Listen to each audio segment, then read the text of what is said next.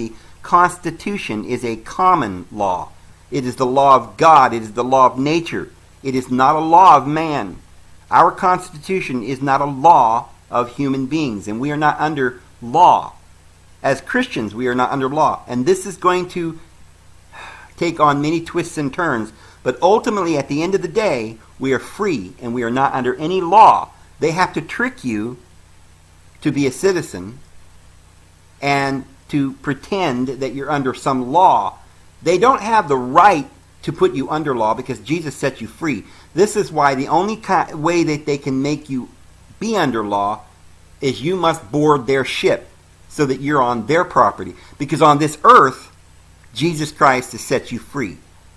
But they have set up a different law, which is a law of the sea. And this is why the church calls itself the Pope, and he is the Holy See, or the one who is in charge and has authority over the ocean. And this is talked about in the book of Revelation, friends, in the last chapter of the book of Revelation. The beast and the whore who sits upon many waters. And she buys and sells, Babylon the Great. She buys and sells the souls of men across the seas. So anyone who enters into a ship does this and submits to the law of that ship. That's admiralty law, maritime law. And you are no longer under your own law or under the law of the earth or of the Constitution of the United States. Whenever you enter into a courtroom, you step up onto a ship, a dock, and you are confronted by a man with a black robe who is working for the Holy See, and this is maritime law. So if you ask a judge when you go to court to change the flag to a regular American flag, he will refuse because he knows that under law you're changing the actual law, and none of the laws that he's going to judge you with is going to have any say over you because you are under maritime law with the gold fringe. So if you appear in court and you have a gold fringe flag behind that judge, you know that your rights have been suspended and you are under a British maritime law. So international maritime law is the law of the high seas. It began in Samaria, was perfected in Rome, and to this day, friends, it continues. So the law basically is the law of commerce. It is the same law that the Illuminati use. It is the law of the church, and this is why a court looks exactly like a church. A ship pulls into its berth, B-E-R-T-H, and it ties itself to the dock. This is why you must have a document when you are unloading your shipment. And whether you send it by air or land or sea, it is still shipped because it is under the law of the maritime law. The captain has to provide the port authorities with a certificate of manifest. He declares that the product that he has, you see, is under maritime law.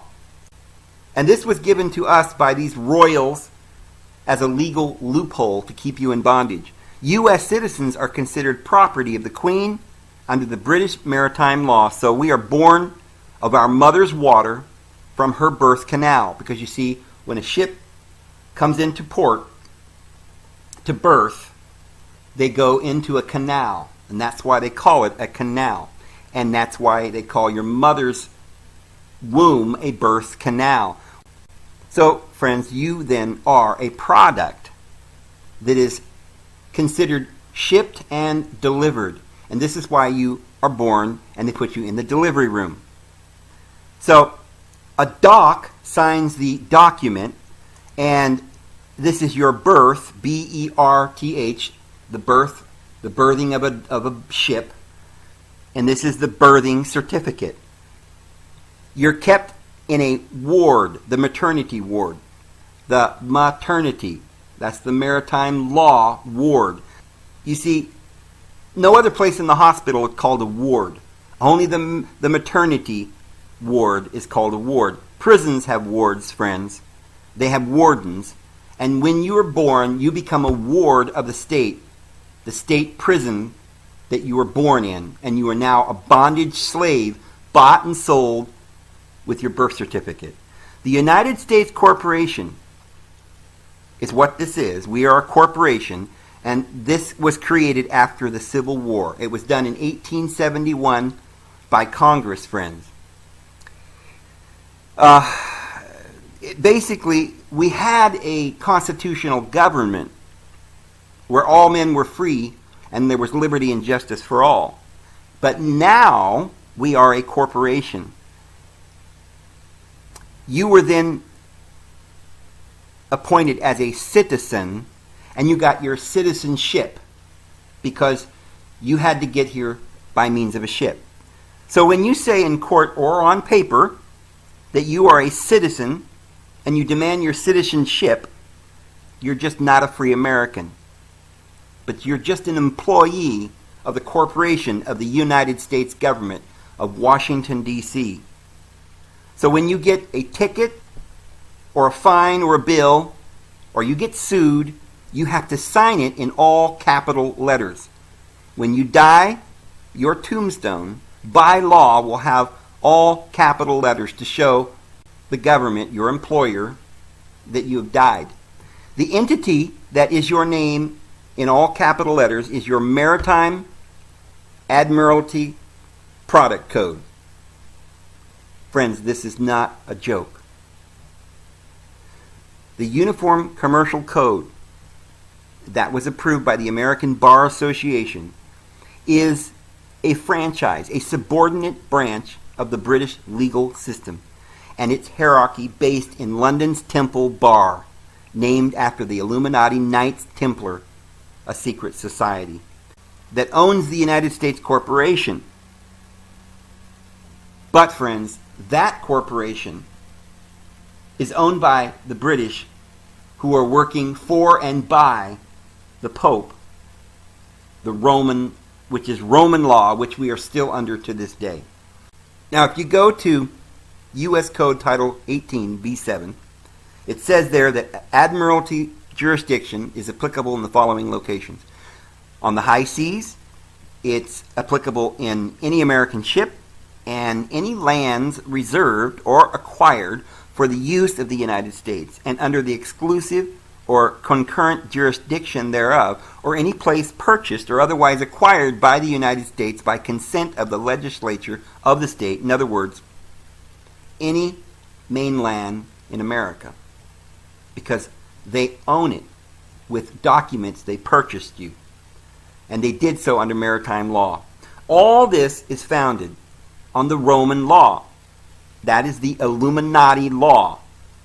They're the ones, the Jesuit priests, working for the Pope that has taken over the world, and they own all of us, and they believe, your physical body, but they do not own your soul. Throughout the centuries, they have been practicing this law. They used capital letters to basically remove your right. You were a slave. They bought and sold slaves. Remember how the Apostle Paul said, when they tried to arrest Paul and execute him, he said, better be careful, because I'm not a slave, but I have earned my freedom. See, our Lord Jesus Christ purchased us. We were held ransom by an entity. And we're going to talk about that entity at some point during these videos. We've talked about it before, but you are a slave to the accuser, who has made a document whereby you signed your soul to Satan. Jesus Christ then paid that ransom, not to his own father, but to the devil. And you were set free. But you have to accept your freedom. And you see, anything on land, on this earth, is free now. Jesus Christ freed and delivered you. Unless you step up onto that court dock and are birthed and sign, and your mother signs that document and gives your freedom away, you are a free man. And in fact, even though your mother signed that document in your birth certificate, you're still free because you did it under duress, without knowledge, and you didn't know what you were doing. And at any time, you can declare it null and void. And we're going to talk about how to do that in these videos. But it was all founded on Roman law. So, understand now, friends, this has gone down through the times for the last couple thousand years, and most people don't even know the system.